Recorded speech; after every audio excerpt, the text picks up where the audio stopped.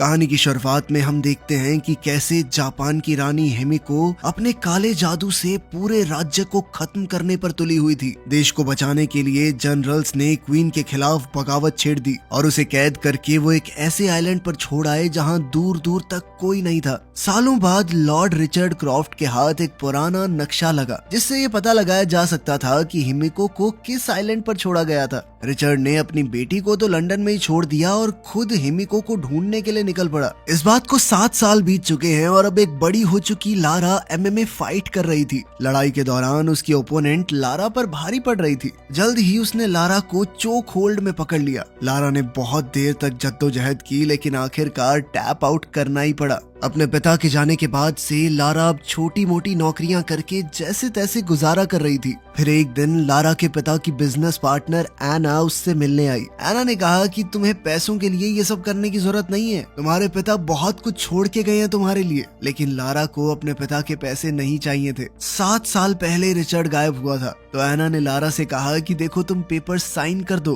ताकि हम रिचर्ड को डेड घोषित कर सके, वरना इस तरह उसकी सारी प्रॉपर्टी बिक जाएगी, तुम्हारे हाथ भी कुछ नहीं आएगा। उस शाम लारा अपने पिता के बारे में सोचने लगी। जाने से पहले रिचर्ड ने लारा को एक नेकलेस दिया था जो लारा की माँ का था। रिचर्ड ने कहा कि इस नेकलेस को हाथ में पकड़कर अगर किसी को याद करो तो उस इंसान को पता चल जाता है कि उसे याद किया गया है। अगले दिन लारा क्रॉफ्ट होल्डिंग्स की बिल्डिंग में गई रिचर्ड को मरा हुआ घोषित करने के पेपर्स पर साइन करने से पहले लॉयर ने रिचर्ड की एक पजल जिसका नाम काराकुरी है लारा को दी। लारा ने वो पजल ली और उसे सॉल्व करते ही उसे एक छुपा हुआ लेटर और एक चाबी मिली। उस चिट्ठी में लिखा था मेरी आखिरी जगह का पहला शब्द। लारा तुरंत उसका मतलब समझ गई और वहीं पर अपने पिता की कब्र के पास गई। उसने कब्र पर अपने पिता के नाम रिचर्ड का पहला लेटर आर दबाया, जिसके बाद वहाँ पर चाबी लगाने की एक जगह मिली। लारा ने जैसे ही वहाँ पर चाबी डालकर घुमाई तो कब्र की दूसरी तरफ एक दरवाजा खुल गया जहाँ रिचर्ड का सीक्रेट ऑफिस था। वहाँ लारा को कुछ फेक पासपोर्ट्स, एक पुराना वीडियो कैमरा मिला जिसमें रिचर्ड का एक मैसेज था। रिचर्ड ने बताया था कि कैसे उसकी पत्नी की मौत के बाद रिचर्ड ने अपनी पत्नी से दूसरी दुनिया में दोबारा मिलने के लिए कोई रास्ता निकाला,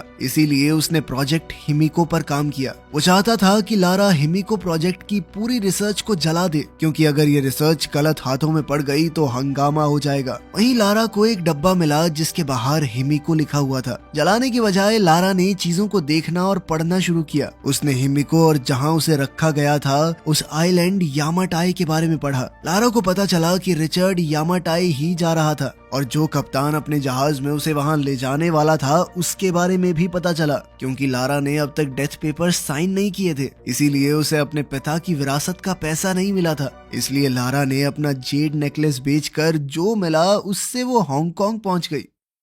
यहाँ पर लारा जहाज के कैप्टन को ढूंढ ही रही थी तो कुछ लड़कों ने लारा की मदद करने के बहाने उसका बैग छीन लिया। लारा ने बोट्स के ऊपर भागते हुए उन्हें पकड़ने की कोशिश की लेकिन वो एक बोट पर चढ़ गए जो चलने लगी। लारा मार्केट के रास्ते से भागती हुई उनकी बोट तक पहुँच गई और जैसे ही लड़के बोट से उतरे लारा ने किसी तरह एक को पकड़ लिया जिसके पास उसका बैग था। अब ये लड़का लारा को चाकू दिखाकर डराने लगा, लेकिन लारा हुक पर झूलती हुई दूसरी तरफ पहुंच गई। तभी वो जहाज द इंड्योरेंस उसे दिख गया जिसे वो ढूंढ रही थी, लेकिन ये लड़के अभी भी उसका पीछा नहीं छोड़ रहे थे और कुछ देर बाद उन्होंने लारा को घेर लिया। लेकिन तभी जहाज के कैप्टन लू रेन ने गोली चलाई और इन लड़कों को तुरंत वहाँ से भगा दिया। लू ने लारा को भी तुरंत वहाँ से निकल जाने को कहा, लेकिन इस वक्त लू ने कुछ ज्यादा ही पी रखी थी तो वो नशे में बेहोश होकर जहाज से नीचे गिर गया। लारा ने लू के ऊपर पानी फेंका उसे जगाने के लिए और तभी अपने पिता का वो लेटर दिखाकर लू से रिचर्ड के बारे में पूछने लगी। लेकिन लू ने बताया कि मेरे बाप का नाम भी लू है और हो सकता है कि तेरे बाप ने मेरे बाप से बातचीत करी हो, और सही बताऊं तो मेरा बाप खुद गायब है, क्योंकि अब लू और लारा दोनों के पिता एक ही ट्रिप पर गायब हुए थे। तो लारा ने उसे बताया कि ये दोनों यामाटाई जा रहे थे।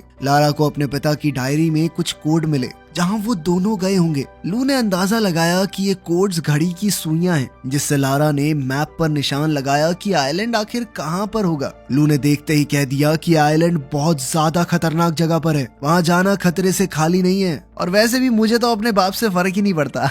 लेकिन फिर कुछ देर बाद जब उसने अपने पिता के साथ अपनी एक बचपन की फोटो देखी तो उसने एक बार दोबारा सोचा। लारा ने वहाँ पड़ी कुछ चीजों से अंदाजा लगाया कि पिछली रात तुम जुए में पैसे हारे हो ना। लारा ने मदद करने के लिए लू को काफी पैसों का ऑफर दिया। लू मान गया और फिर इन दोनों ने यामाटाई आइलैंड की तरफ अपना सफर शुरू किया। रास्ते में अपने पिता की डायरी पढ़ते हुए लारा को रिचर्ड के सामान में एक एशियन पजल मिली। उसे पता चला कि हिमिको को एक बंद दरवाजे के पीछे कैद किया गया था, जिसे खोलने का तरीका रिचर्ड को मिल गया था। उस आइलैंड पर भी हिमिको की जगह तक पहुंचना बहुत मुश्किल होने वाला था और वहां तक पहुंचने के लिए उन्हें बहुत सारी मुश्किलों का सामना करना होगा। इस मिशन के दौरान रिचर्ड के ऊपर एक ऑर्गेनाइजेशन ने नजर रखी हुई थी जिनका नाम है ऑर्डर ऑफ ट्रिनिटी। ये ऑर्गेनाइजेशन तिलस्मी शक्तियों का इस्तेमाल करके इंसानों के ऊपर राज करना चाहती है। रिचर्ड को इस बात का डर था कि अगर इन लोगों को हिमिको की ताकत मिल गई तो वो क्या क्या नहीं कर सकते। खैर एक रात जब लारा की आंख खुली तो उसने देखा कि बाहर खतरनाक तूफान चल रहा है। वो ब्रिज पर चढ़ गई जहां लू जहाज को कंट्रोल नहीं कर पा रहा था। लारा ने देखा कि वो लोग यामाताई आइलैंड के बहुत करीब पहुंच चुके हैं, लेकिन बड़ी बड़ी लहरें अब जहाज को बार बार दूर फेंक रही थी। लू ने लारा से जहाज को खाली करने को कहा, लेकिन लारा अपने कैबिन में रिचर्ड की डायरी लेने गई और उससे वो पुरानी पजल पीछे ही छूट गई। तभी जहाज की टक्कर एक बड़ी सी चट्टान से हो गई और लारा पानी में गिर पड़ी। इस तूफान ने लू और लारा को अलग अलग कर दिया। लारा किसी तरह किनारे पर पहुंच गई और उसने देखा कि इस आइलैंड पर तो और भी लोग हैं। तभी किसी ने उसे मारकर बेहोश कर दिया।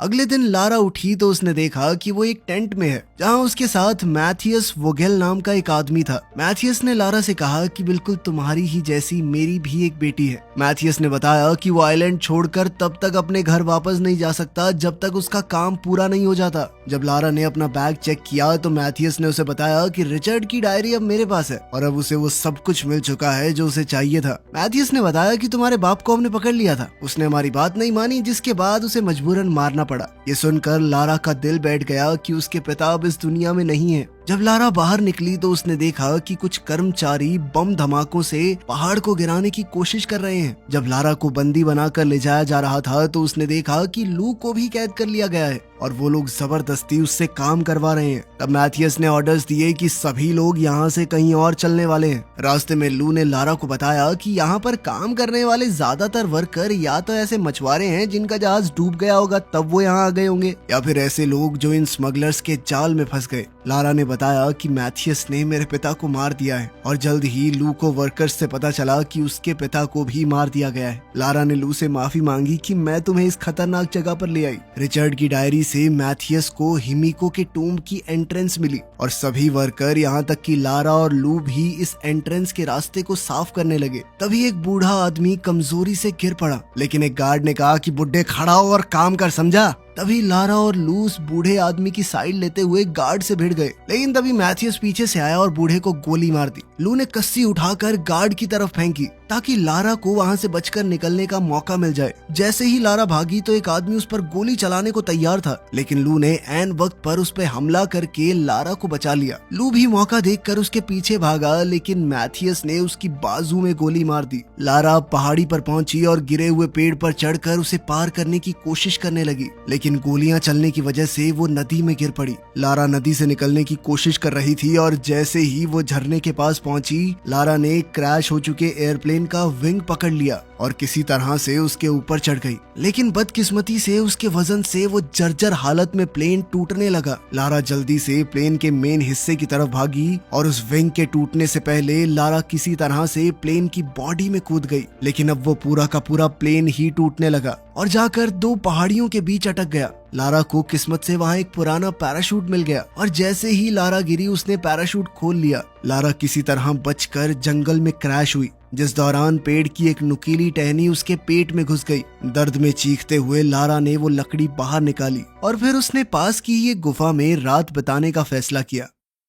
सोते हुए उसे कुछ आवाज आई तो वो बाहर निकली। तभी अचानक मैथियस के एक आदमी रॉकेट ने उसे पकड़ लिया। लारा ने वहां से बच निकलने के लिए उसकी बाजू पर काट लिया। लारा ने अपनी पूरी ताकत से उससे लड़ने की कोशिश की, लेकिन रॉकेट ने एक बार फिर उसे उठाकर जमीन पर पटक दिया, जिसके बाद वो उसका दम घोटने की कोशिश करने लगा। जिस दौरान लारा ने एक पत्थर उठाकर उसके सर पर दे मारा। इसके बाद लारा ने उसे पकड़कर उसका मुंह कीचड़ में दे दिया ताकि वो सांस ना ले पाए, और कुछ ही देर में रॉकेट मर गया। लारा अभी भी इस बात से शॉक में थी कि उसने किसी की जान ले ली है कि तभी उसकी नजर अंधेरे में किसी इंसान पर पड़ी और लारा बिना सोचे समझे उसका पीछा करने लगी। उसने देखा कि ये आदमी एक पहाड़ी पर चढ़ रहा था। जब वो उसके पास गई तो उसने देखा कि ये कोई और नहीं बल्कि उसके पिता रिचर्ड है। रिचर्ड को लगने लगा था कि ये सिर्फ उसका भ्रम है, उसकी बेटी यहाँ कैसे हो सकती है। लेकिन लारा ने रिचर्ड को भरोसा दिलाया कि वो सच में यहाँ पर आ चुकी है। उसे देखकर रिचर्ड की आंखें भर आई और उसने पूछा कि तुम यहाँ क्या कर रही हो।